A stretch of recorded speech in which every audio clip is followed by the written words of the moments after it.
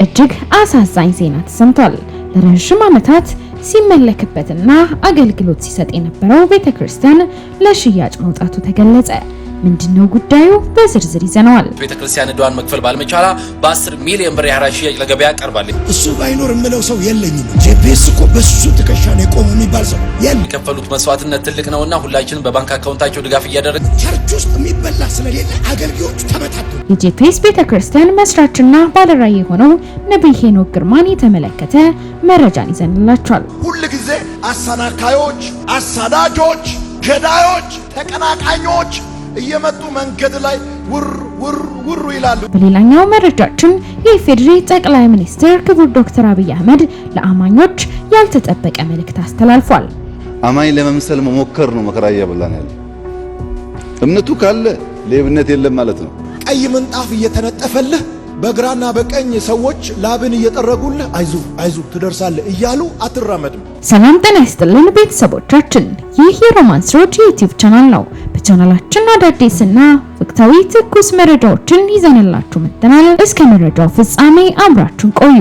ቻናላችንን ሰብስክራይብ ያላደረጋችሁ ሰብስክራይብ በማድረግና የደወል ምልክቷን በመጫን አዳዲስ መረጃዎችን በፍጥነት ያገኙ። ቪዲዮአችንን ለሌሎች ሼር በማድረግ ቤተሰባዊነቱን ያጠናክሩ። እነዚህ አባቶች ተሳስተው ወይም ደግሞ ከናንተ አንሰው ይመስላችኋል እንደዚህ ትምህርቶችን የሚያስተምሩት? እስቲ እንስማቸው። ክርስቲያኖች ሁላችሁም ይሄንን ቪዲዮ እስከ መጨረሻ ለማዳመጥ ሞክሩ። በቀራንዮ የፈሰሰው ደም ማን ነው? ስጋን የለበሰ ከሷ ነው። የሷ ደም ፈሷል። እሷን ስጋ አይደል እንዴ ተዋሃደ? እምን በላው ምን ጠጣው ስጋ የማን ነው? የሷ ነው። ያቺ ቤዛ አንተ መስቀል ላይ የዋለው የድንግል ማርያም ስጋ ነው። አንተ የማን መሰለ ቤዛ የሆነው? ደስ ይበልህ።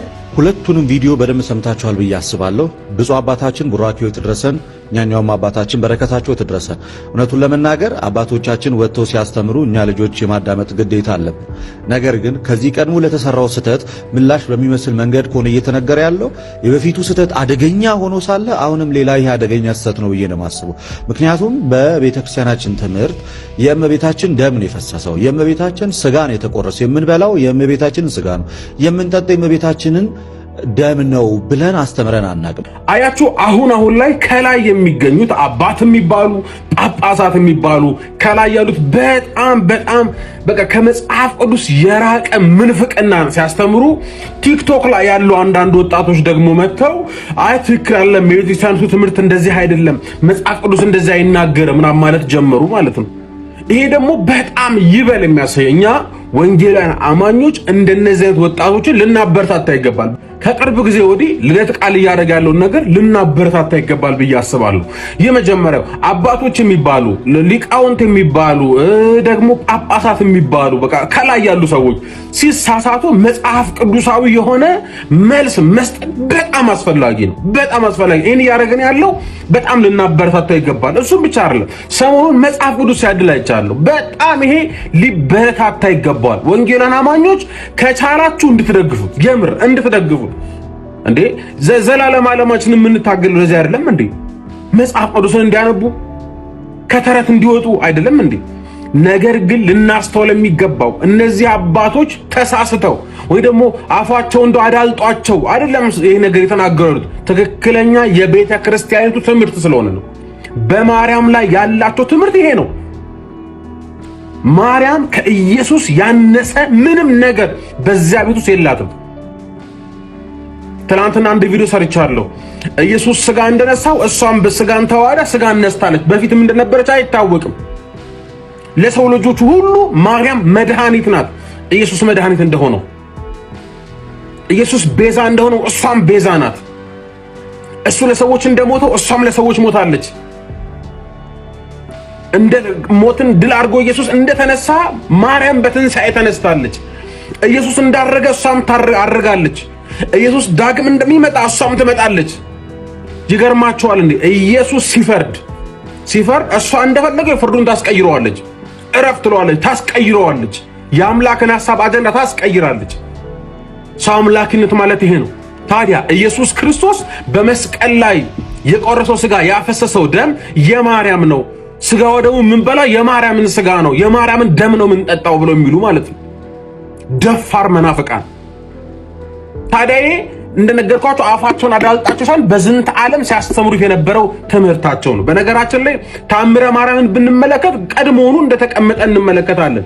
ይህን ትምህርት የምታገኙት በተአምረ ማርያም ተአምር 12 ከቁጥር 54 ላይ የሚገኘው ላንብብላችሁ። ተአምረ ማርያም እንደዚህ ነው የሚለው፣ ይህችው እመቤታችን ናት፣ ከንጉሱ ልጇ ጎን በፈሰሰው ደሟ እኛን ንጹሃን አድርጋ እንደ ስሟ ትርጓሜ ወደ ባሮች አባቶቻችን ፍጹምነት መርታ በእውነት ታደርሰን፣ በኃጢአት ያደፈውን ከኃጢአት ታነጻለች፣ ወደ መንግሥተ ሰማያትም ታደርሰዋለች ይለናል።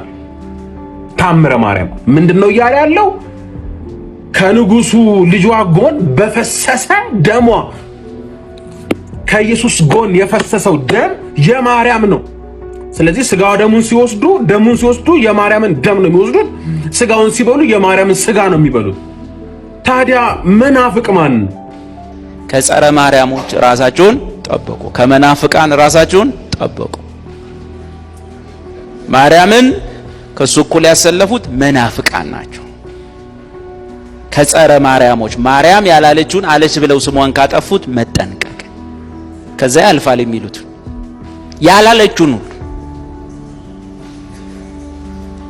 ያላለችውን የመጽሐፍ ቅዱስ ማርያም ጨዋ እስራኤላዊት ጌታዋና አምላኳን ያወቀች መድኃኒቴ ብላ ይጠራችው፣ አምላኬ ብላ ይጠራችው፣ ባሪያይቱ ብላ ይጠራችው፣ ከአብ ጋር ያለውን ስፍራ ያልነካች ነች። አራተኛ ሥላሴ ሆና አልተቀመጠችም። አሜን። መጸለይ የመጀመሪያው ስቴፕ ነው። ሁለተኛው አክሽን። በጸሎት የታገዘ እርምጃ ሁል ጊዜ ፍሩትፉል ነው።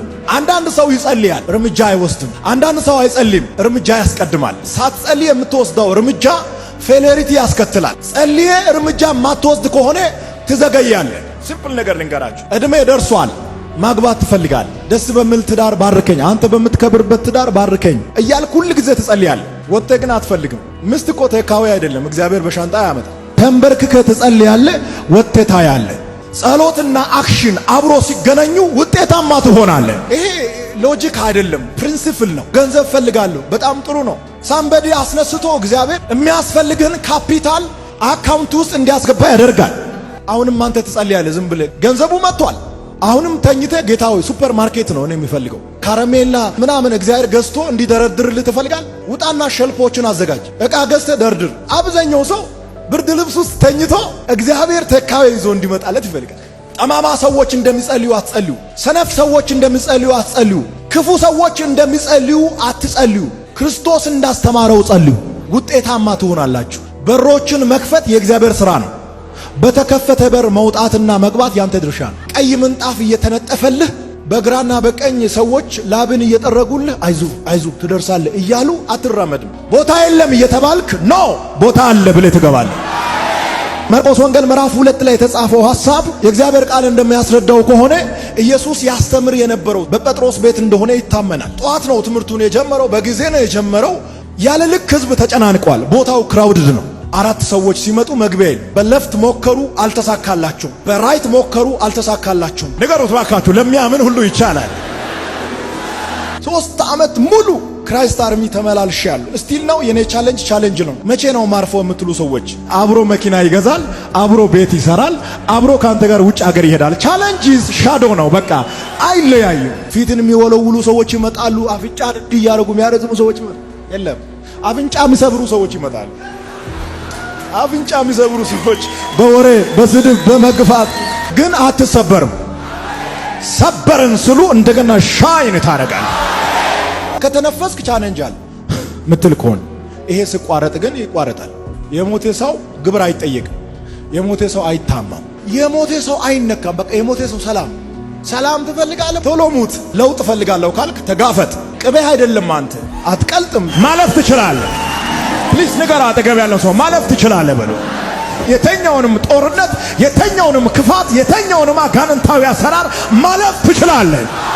እኔ ላይ ያለው የካሌብና የኢያሱ መንፈስ ነው። እስኪ አንድ ሰው ጮሆ አሜን በል። አዎ እኔ ላይ ያለው የካሌብና የኢያሱ መንፈስ ነው። ረጃጅሞች አያስፈሩኝም። ኃያላን አያስፈሩኝም። የተደራጁ ሰዎች አያስፈሩኝም። ጠማማ ሰዎች አያስፈሩኝም። ጦርና ጋሻ ይዞ የቆሙ ሰዎች አያስደነግጡኝም። ለምን ካላችሁኝ ከኔ ጋር ያለው ከነሱ ጋር ካለው ይበልጣል። ለረጅም ዓመታት አገልግሎት ሲሰጥ የነበረውና ሲገለገልበት የነበረው ረሆቦት ቤተክርስቲያን ለሽያጭ መቅረቡ ተነገረ። የተወደዳችሁ የጌታ ቤተሰቦችና በክርስቶስ ኢየሱስ አንድ በሆነችው ቤተክርስቲያን አካል የሆናችሁ ቅዱሳን የእግዚአብሔር ጸጋና ሰላም ከሁላችሁ ጋር ይሁን። እግዚአብሔር በፓስተር ወንድሙ ሞላ በሰጠው ራዕይ መሰረት የተመሰረተችው ረሆቦት ቤተክርስቲያን ለሕዝባችን ለማህበረሰባችንም የእምነትና የተስፋ ብርሃን ሆና ቆይታለች፣ እንዲሁም እየሆነች ትገኛለች። ይቺ ቤተክርስቲያን ከተተከለችበት ጊዜ አንስቶ እስካሁን ላለፉት 30 ዓመታት ከ1987 ጀምሮ በአንድነት የእግዚአብሔርን ቃል በመላው ኢትዮጵያ አሰራጭታለች። ከ40 በላይ የቤተክርስቲያን ቅርንጫፎችን ተክላለች። በሺዎች የሚቆጠሩ ሰዎች ጌታን በዚህ ቤተክርስቲያን አማካኝነት ተቀብለዋል። እንዲሁም ቤተክርስቲያናችን 1400 አጥቢያ ቤተክርስቲያናትን የመትከል ራዕይ ሰንቃለች። ነገር ግን ዛሬ የምንወዳት ቤተክርስቲያን ከባድ ፈተና ከፊቷ ተደቅኗል። ይህም ችግር ቤተክርስቲያናችን ካላት ራዕይ አንጻር ለተጨማሪ አጥቢያና ለተተከሉ አጥቢያዎች ይሆን ዘንድ ለዋና ቢሮ ከባንክ ብድር ወስዳ እየሰራች በነበረችበት ሰዓት የቤተክርስቲያናችን መሪ የነበሩት ፓስተር ወንድሙ ሞላ ወደ ጌታ በመሄዳቸው ምክንያት ቤተክርስቲያኒቱና ቤተሰቡ ካጋጠማቸው ሐዘንና የተደራረበ ተግዳሮት የተነሳ ከባንክ የተወሰደውን ብድር ቤተክርስቲያኑ መክፈል ባለመቻሏ በአንድ ወር ጊዜ ውስጥ ከቻለን ብድሩን እንድንከፍል ካልቻለን ግን ቤተክርስቲያኒቱ ሐራጅ እንደሚያወጣት የጊዜ ገደብ ተቀምጦላታል። ይህንን ዕዳ ከፍላ ቤተክርስቲያኗ ነፃ ለማውጣት $100,000 ያስፈልገናልና ይህን ድጋፍ በትህትና እንጠይቃለን። እግዚአብሔር አብዝቶ ይባርካችሁ በማለት በማህበራዊ ሚዲያ ላይ ማጋራታቸው ይታወቃል። ታዲያ ይህንን መልእክት ዘማሪ በረከት ተስፋዬ በፌስቡክ ገጹ ላይ ለረሆቦት ቤተክርስቲያን የማዳን ጥሪ በማለት መግለጹ ተሰምቷል። ዘማሪ በረከት ተስፋዬ ድረሱልን ጥሪውን አሰምቷል። ነው በምስሉ ላይ የምትመለከቷቸው ፓስተር ወንድሙ ወደ ጌታ ከሄዱበት ጊዜ ጀምሮ ረሆቦት ቤተክርስቲያን ዕዳዋን መክፈል ባለመቻላ በ10 ሚሊዮን ብር የሐራጅ ሽያጭ ለገበያ ቀርባለች። ስለሆነም ቅዱሳን በሙሉ ባለፉት ዓመታት እኛ አባት ለወንጌል የከፈሉት መስዋዕትነት ትልቅ ነውና ሁላችንም በባንክ አካውንታቸው ድጋፍ እያደረገን ቤተክርስቲያኒቷን ከሐራጅ ሽያጭ እንድንታደጋት ከወዲሁ ለማሳሰብ ወዳለው የባንክ አካውንትና መረጃ የምታገኙባቸውን ስልኮች ከስር ማስቀምጥላችሁ ይሆናል። ሼር እና ኮፒ ሊንክ እያደረጋችሁ ለበርካታ ሰዎች አድርሱላችሁ። ምንም ነገር ሰው ሲማር ለምን ነው የሚማረው? ያበላሉ። ይሄ ትምህርት ብለን እንትማር ይሄን ማለት እኮ ኃጢአት አይደለም። ከራበህ መጀመሪያ ስለ መብላት የሚታሰብ ኢየሱስ ራሱ እሳት ሙቃት ነው። ካልበላው ብዙ ነው ዳሜጁ፣ ከራበኝ ብዙ ነው መበድለው። የመሳፍንት ዘመን እስራኤል ንጉስ የላትም። ሰው እንደፈለገ ከመኖሩ የተነሳ ህዝቡ አስራት አይከፍሉ። አስራት ከሌለ ደግሞ ሌዋውያን አገልጋዮች ይራባሉ። ለዚህ ነው አስራት አትስጥ የሚል ትምህርት አጋንንታዊ ነው። ቸርች ውስጥ የሚበላ ስለሌለ አገልጋዮቹ ተመታቱ። አንድ ሌዊ በመንገድ ላይ እርቦት እንጀራ ፍለጋ ሲላወስ ሚካ ጠራው። ምንድነው አለው? ሌዋዊ ነኝ አለው አገልጋይ እና ርቦኛል ና በቃ ቤት ግባና ደሞዝ ከፍላለሁ። በአመት 10 ብር ማለት እግዚአብሔር ለአገልጋዮች የመደበው አለ። ዘሌዋውያን በጣም ያነሰ ብር ግን ራባ። እኔ ልባርካችሁ፣ በዘመናችሁ ሁሉ አይራባችሁ። እግዚአብሔር እንጀራ ያዘጋጅላል። የማንም እጅ ላያችሁ ላይ አይቀመጥ። ይሄ ሌዋዊ ራበው። ርቦ ሰው ካገኘ አቤት እግዚአብሔርን የሚሰማው ሰውዬ በ10 ብር ቀጠረው። ከዛ ጣዖት አለ ኤፉድ ገዛ። ይሄ ኃያል ሰው የአንድ ሰውዬ ካህኑ የሆኑ አገልጋዮችን ማዛረ ከሰው ቤት አወጣቸዋል። እምትበላ ሳትሆን የምታበላና ትልልቅ ቅባት ያለባቸው ትልልቅ ጥሪ ያላቸው የሆነ ሰው የስር የተሸሸጉ ምን ትሰራለህ አንተ? ከሆነ ሰው ብብት ውስጥ አወጣለሁ። እግዚአብሔር ባለጠጋ እንደምትሆን ነግሮ ነጋዴ እንደምትሆን ነግሮ የሆነ ደሞዝ ውስጥ የተወሸቃችሁ ምን ትሰራለህ አንተ?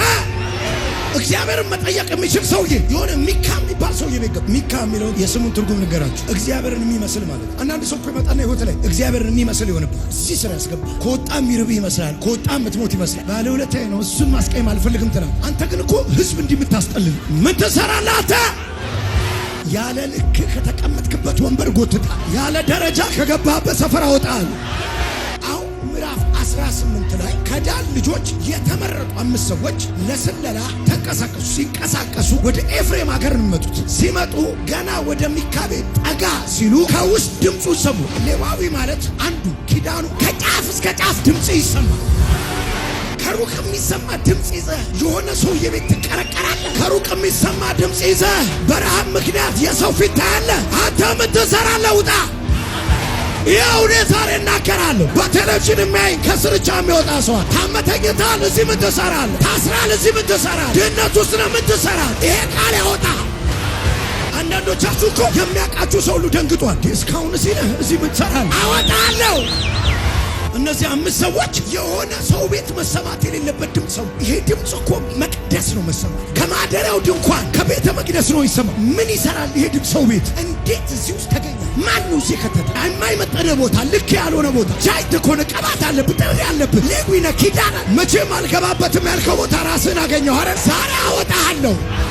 ከዛ ሰውየው ግን በጣም ኧረ ጋሽ ሚካባሉ ለታይ ናቸው። እሳቸው ክሉ 10 ብር ይከፍሉኛል። ልብስ ገዛኝ ባለፈው ያችን ኮት አሰፋልኝ። እሳቸው አገልጋይ እሳቸው አታው እሱ ባይኖር የምለው ሰው የለኝም። ጄፒኤስ እኮ በሱ ትከሻ ነው የቆመው የሚባል ሰው ሚካ አበላኝ፣ ሚካ ቀጠረኝ እያለ ተናደዋል። አንተ ራስህን ንቀሃል አሉት። አንተ ማይሆን ቦታ ላይ ተቀመጥ፣ እኛ ግን አክብረነዋል። ውስጥ ያለን ስለ መንገዳችን እግዚአብሔር ይጠይቅልን አሉ። ሂዱ አላቸው። ትንቢት ነገራቸዋል። እንደነገራቸው የሚያምር አገር ለኑሮ የሚመች ጸጥ ያለ ወደ ታች ደግሞ እግዚአብሔር የሰጠን ይሉት አገር የሚሰጥ ነብይ፣ እንደዚህ የተደላደለ ነገር የሚሰጥ ነብይ የሆነ ሰው ቤት ቁጭ ብሏል። ዛሬ ወጣዋ ምድሪቷን ወረሱ።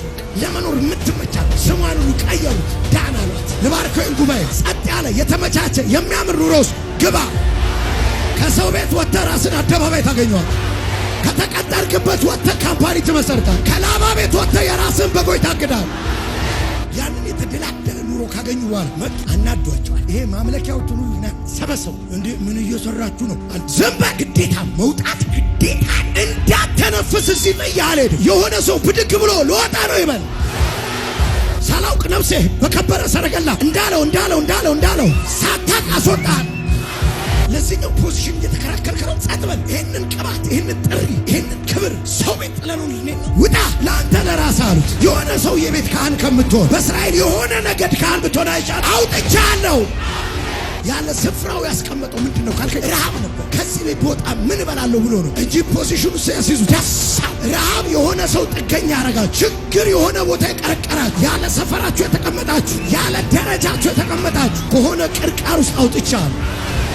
ሬዲ ሁኑ። አዳዲስ ስራ የሚጀምሩ ሰዎች ሬዲ ሁኑ። አዲስ በር የሚከፈትላቸው ሰዎች። ልክ ስትሆንና ትልቅ ነገር ተሸክመ ስትዞር ሁሉ ጊዜ አሰናካዮች፣ አሳዳጆች፣ ገዳዮች፣ ተቀናቃኞች እየመጡ መንገድ ላይ ውር ይላሉ። ግን እነግርሃለሁ ሊያስቆሙ አይችሉም። እንደውም ከነሱ ጋር እድርተኛ ሆነ ከምትኖር ነካክቶ ይሸኙ። ይነካኩና ይሸኙ። ዛሬ ሚያዝያ 30 የሽኝት ቀን ነው። አጠገብ ያለውን ሰው ገፋ አድርገውና ይሄ ፕሮግራም የሽኝት ፕሮግራም ነው። ታምናላችሁ ወይ? ታምናላችሁ ወይ? ካመናችሁ ትሸኛላችሁ። ሴቲቱ ከዘንዶ ፊት በክብር እንደተሸኘች ከጠላቶቻችሁ ፊት በክብርና በሞገስ ትሸኛላችሁ። ወደፊት ምን አይነት ተጽዕኖ እንደምትፈጥር ዘንዶ ካወቀ ይቆጣል። ፍጻሜን ካየ ካደክ በኋላ ከበዛ በኋላ ከተባረክ በኋላ መንገዱ ከተከፈተ በኋላ ምን አይነት ተጽዕኖ እንደምትፈጥር መጨረሻህን ካየ ዘንዶ በጣም ይቆጣል። የኢየሱስን መጨረሻ ነው ያየው ዘንዶ። ስለዚህ ነው የተቆጣው። መጽሐፍ ቅዱስ የዲያብሎስን ሥራ እንዲያፈርስ የእግዚአብሔር ልጅ ምን አለ? ተገለጠ ይላል። ኢየሱስ የዘንዶን ሥራ የሚያፈርስ ልጅ እንደሆነ ኢየሱስ ከመገለጡ በፊት ሰው ሁሉ በዘንዶ አገዛዝ ስር ነበረ። ዘንዶ ነበረ የሚገዛው ምድርቱን። ዘንዶ ነበረ የሚቆጣጠር የነበረው። ዘንዶ ነበረ እንደፈለገ ያደርግ የነበረው። ክርስቶስ መጣና ከዘንዶ እጅ ስልጣኑን ወሰደ። ዘንዶ ስልጣኑን የሚሻማ ሰው አይወድም። ስልጣኑን አትንካፊስ ነው። ስልጣኑን የሚሻማ ሰው ሲመጣ ዘንዶ በዛም በዚህ አጥፍቶ መዋል ይፈልጋል። ለምንድን ነው እኛን የሚፈልገን? መንግስቱን ስለምናፈርስ፣ ኢየሱስ ጌታ ነው ስለምንል፣ ዘንዶ ተወጋ ስለምንል፣ ቢሾፍቱ ያለውን ስለምንወጋ፣ ደብረ ብርሃን ያለውን ስለምንወጋ፣ ደቡብ ያለውን ስለምንወጋ፣ የሆነ ክልል ውስጥ የተደበቀውን ስለምንወጋ፣ መጋረጃው ቁጭ ብሎ የሚቀለበውን ስለምንቀጠቅጥ፣ ይናደዳል፣ ይወራጫል፣ ይስማ። አሁንም መወጋቱ አይቀርም።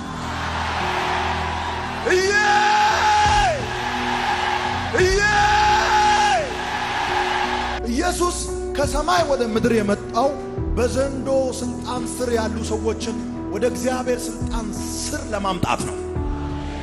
ሴቲቱን እንዲረዳት እግዚአብሔር መልአኩን ላከ።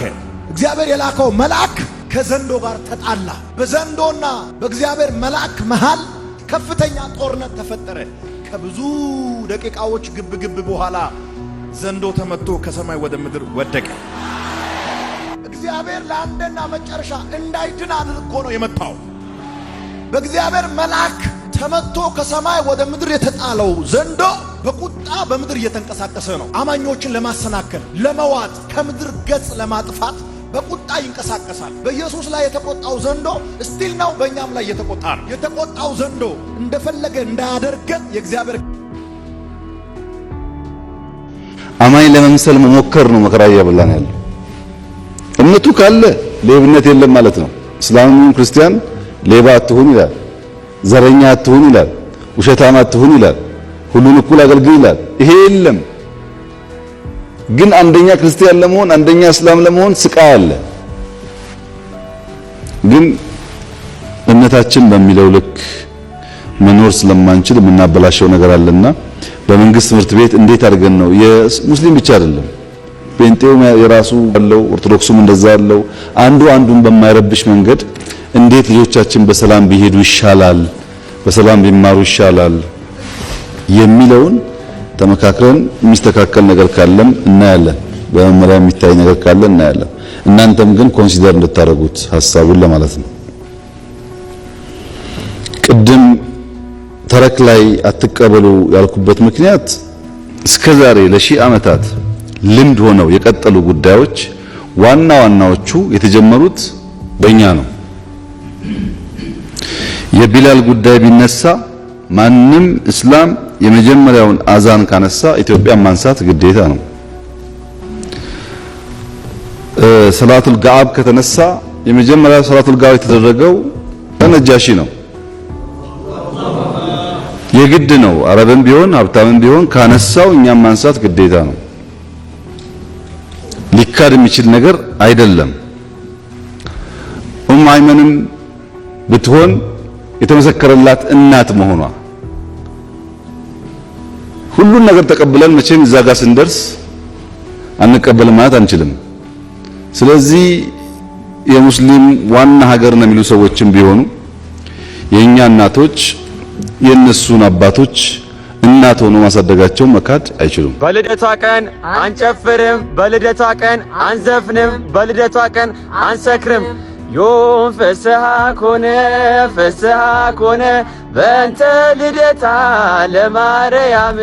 እንግዲህ አሁን እንደሰማችሁት ይህንን ሁሉ ማያደርጉት በልደቷ ቀን ነው። ሌላውን ጊዜ ግን ሁሌም እነዚህን ነገሮች ማድረግ ይችላሉ ማለት ነው። እኛ ግን ጌታ ይመስገን ብንኖርም ለጌታ እንኖራለን፣ ብንሞትም ለጌታ እንሞታለን። ስለዚህ ብንኖርም ብንሞትም የጌታ ነን። እናንተስ የማን ናችሁ? እናታችሁን፣ እናትሽን፣ አባትህን ብነካ ደስ ይላል? ታዲያ እናታችን ተነክቶ በግንቦታን ይሰማል አይደል? በግንቦታን ልደት እየጋ ቤዛዊት ዓለም ድንግል ማርያም እንዳትቀር በቲክቶክ በዓለም ይነገር። ድንግል ማርያም አማላጅ ናት፣ ቤዛዊት ናት። ኦኬ፣ እንደሰማችሁት ነው ወዳጄ። ምንም መወጣጠር መለጠጥ አያስፈልግም። ቤዛ አንድ ነው። የዓለም ቤዛ አንድ ነው። አትደነባበር፣ አትደናገጥ። አይዞ ወንድሜ ተረጋጋ። ቤዛው አንድ ነው፣ እርሱም ወንድ ነው። ቤዛው ወንድ ነው፣ የናዝሬቱ ኢየሱስ ነው። የይሁዳ አንበሳ ኢየሱስ ነው ቤዛ። ምክንያቱሳ የሞተልን አንድ ነው፣ በቀራንዮ የተሰቀለልን አንድ ነው፣ ሕይወቱን ደሙን የዘራው አንድ ነው። ቤዛ እግር ኳስ ጨዋታ ያስመስሉታል ራሱ ሐሰተኛ ነቢያት። አንዳንድ ጊዜ ቤተ ክርስቲያኖች ስለተበለጡ ነው ምን ይላል። እኛ ጎል እየተጫወትን ስላልሆነ ሜዳው ውስጥ የለንበትም። I'm not playing a game። ተጠንቀቁ። የተሰጣችሁ ሕይወት መጫወቻ አይደለም። ተጠንቀቁ። ከማን ጋር ነው ህብረታችሁ? ማን ነው የሚያገለግላችሁ? ማን ነው እጁን የሚጭንባችሁ? ማን ነው የሚመክራችሁ? የእውነትን ቃል ተማሩ። በእውነት ቃል ብሰሉ። ለዚህ ዓለም በጣም አትስገዱ። የዚህ ዓለም ነገር ስለተሳካ ብዙ አትስገዱ። ተጠንቀቁ። ሕይወት ጥንቃቄ ጠያቂ ናት። ለምትሰሙት ተጠንቀቁ፣ ለምታዩት ተጠንቀቁ፣ ለምትሄዱበት ተጠንቀቁ። ለምን? አጥፊ ነዋ። ጎዳናው አጥፊ ነው። አሏችሁ ወይ መምህራን የምታውቋቸው ፍሬያቸውን ኦብዘርቭ የምታደርጉት? አሏችሁ ወይ አብያተ ክርስቲያናት? አሏችሁ ወይ የሚመክሯችሁ ሰዎች? የቤተ ክርስቲያን መሪዎቻችሁ ምክር ስሙ። አጥቢያ ቤተ ክርስቲያኖቻችሁ የፈለገ ስህተት ቢኖርባቸው ችግር ቢኖርባቸው መሪዎቻችሁ ስሙ። እውነት አይጠፋ ይሆናል። መካሪ ይኑራችሁ። በየመንገዱ የምትገኙ አትሁኑ። በየቦታው ማንም የሚያገኛችሁ አትሁኑ። ማንም ትንቢት የሚሰጠው አትሁኑ። በሽማግሌዎች እጅ መጫን ነው ትንቢት የተቀበለው ጢሞቴዎስ። አየ ኦርደር አለው። ማንም እጁን እንዲጭንባችሁ አትፍቀዱ። አትንከራተቱ። ተጠንቀቁ። መድረስ ከፈለጋችሁ ተጠንቀቁ። የእውነትን ቃል ተማሩ። በቤተ ክርስቲያን ተተከሉ። ለሰን ዓለም ላይ ባለች ቤተ ክርስቲያን አሁን እየተካሄደ ያለው ይሄ ነው። ይምላስ እኔ ክርስቶስ ነኝ አይልህም። ያቃላ ያስለምዳል። ቀስ እያደረገ ያስለምዳል። ሐሰትን ያስለምዳል። በሐሰት መኖርን ያስለምዳል። ከሐሰት ጋር መገልሞትን ያስለምዳል። ሐሰትን ከፍ አድርጎ በአደባባይ ማውለብለብን ሲመጣ ያንን ነው የሚያደርገው። ጌታው ሲመጣ በአደባባይ ያውለበልባል ሐሰትን እውነትን አውርዶ። ስለዚህ አሁን ልጆቹ ምን ያደርጋሉ? ቀስ እያደረጉ ያስለምዱናል። ሐሰት ሲሰራ ምንም በቃ እንዳይሰማን። ድሮ የሐሰት ትንቢት የሰማችሁበት ቀን ትዝ ይላችኋል? የደነገጣችሁ ታደነጋገጥ። ጸልዮላት እኮ የሰራዊት ጌታ እግዚአብሔር እንዲህ ይላል፣ ትነሻለሽ፣ በሁለት ቀን ውስጥ ይልሻል፣ በቃ መድኃኒትሽን ጣይ ምናምን ብሏት የመጀመሪያውን ስንሰማ ዴን በሁለተኛው ቀን ሞተች፣ ተቀበረች። ጉድ ስንል የነበርን ሰዎች አሁን ህዝብ ቢያልቅም just we're okay with it። አያስደነግጠንም። ያስለመደን ነው።